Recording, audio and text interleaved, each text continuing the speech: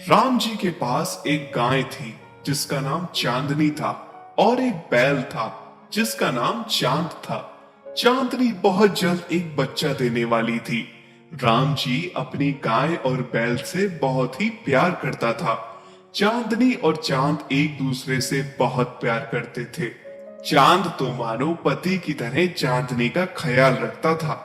एक दिन राम जी अपनी पत्नी लक्ष्मी से कहता है, लक्ष्मी, ओ लक्ष्मी, अब जल्द ही हमारे भाग खुलने वाले हैं। बहुत जल्द चांदनी को बच्चा होने वाला है। उसके बाद चांदनी खूब सारा दूध देगी। उस दूध को बेचने मैं शहर जाऊंगा। हम खूब सारे पैसे कमाएंगे। हाँ जी, आप सही कह रहे हैं। फिर कुछ दिन बाद चांदनी एक छोटे से बछड़े को जन्म देती है। राम जी और लक्ष्मी बहुत खुश हो जाते हैं। कुछ ही दिनों में राम जी की अच्छी खासी कमाई चलने लगती है। चांदनी जो भी दूध देती थी, राम जी उसे सुबह शहर जाकर बेचता था। फिर एक दिन राम जी दूध बेच के शहर से घर लौटा। तभी पीछे से एक आदमी राम जी को आवाज लगाता है, राम जी भाई सुनिए तो। हाँ बोलो, क्या बात है भाई? भाई मैं यहाँ से गुजर रहा था, तभी मेरी नजर तुम्हारे बैल पर पड़ी।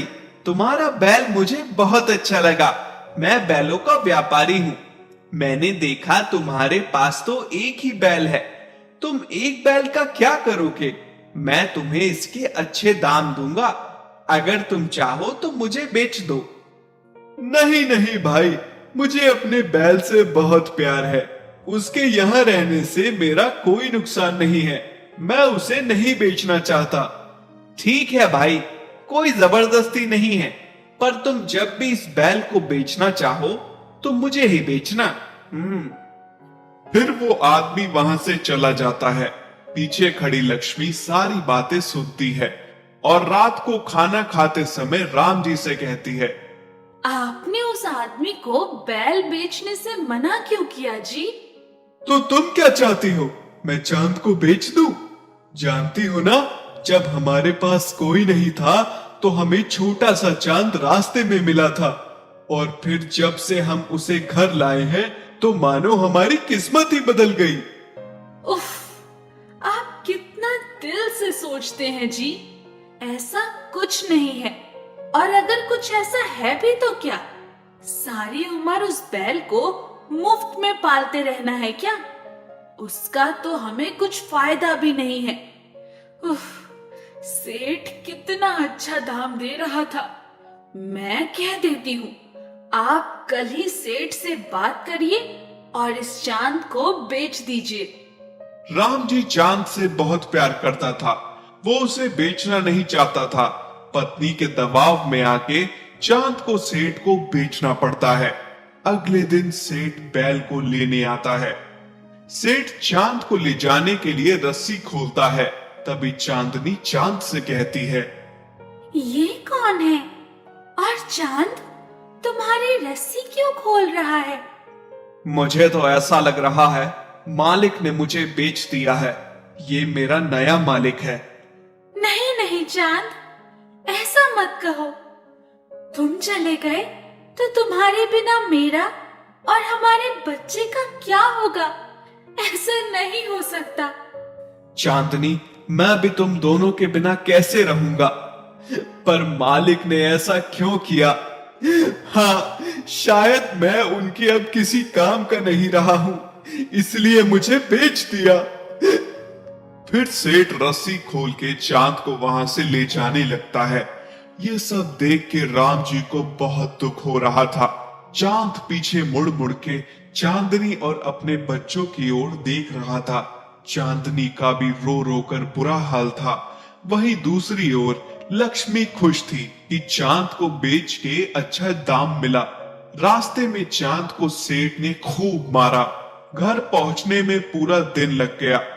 चांद को बहुत बड़ी गौशाला में बांध दिया गया, जहां और भी बहुत सारे बैल थे और खाने को सूखी घास दी गई। चांद का उस अनजानी जगह पर बिल्कुल भी मन नहीं लग रहा था। उसने वो सूखी घास नहीं खाई और पूरी रात वहां से भागने की योजना बनाने लगा। वहीं दूसरी तरफ चांदनी ने भी चारा नहीं खाया, वो भूखी प्यासी ही थी। चांद जिस रस्सी से बंधा था उसे उसने खींचकर तोड़ दिया। अगले दिन जब चांदनी ने देखा तो चांद उसके सामने था। चांदनी को अपनी आंखों पर यकीन नहीं हो रहा था कि चांद लौट आया था। अब मैं तुम्हें छोड़कर नहीं जाऊंगा। सच? तभी राम जी बाहर आकर देखता है चांद लौट आया है। उसे अपनी आंखों पर यकीन नहीं हो रहा था। लक्ष्मी, अरे ओ लक्ष्मी, देखो तो कौन आया है। कौन आया है? देखो, चांद लौट आया है। अब मैं उसे जाने नहीं दूंगा। तुम क्या इसके लौटने पे खुश हो रहे हो?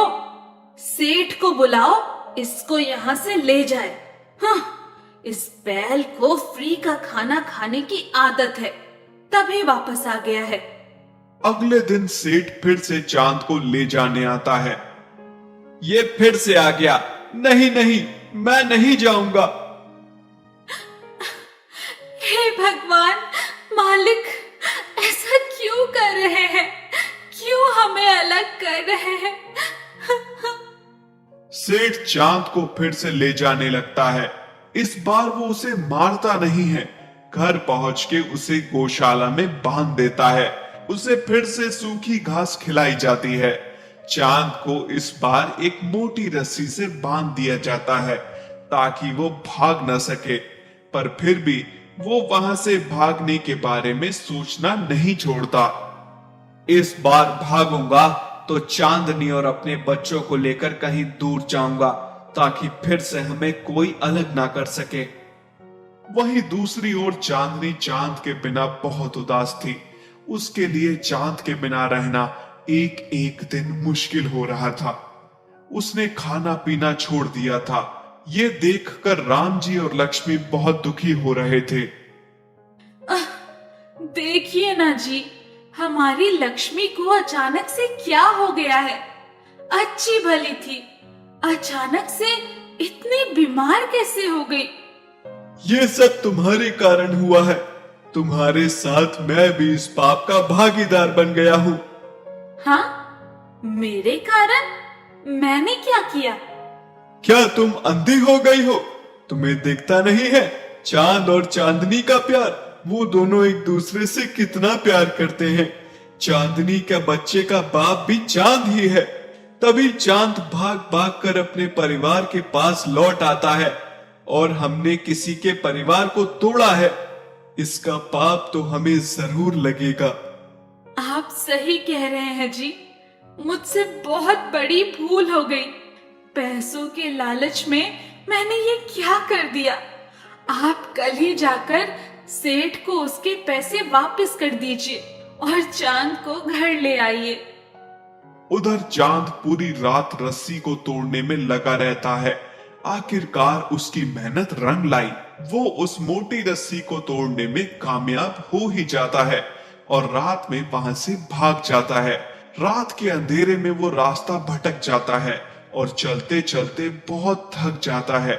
ऊपर से भूख और प्यास से बहुत बुरा हाल था। फिर चांद को एक जगह हरी घास का खेत दिखता है।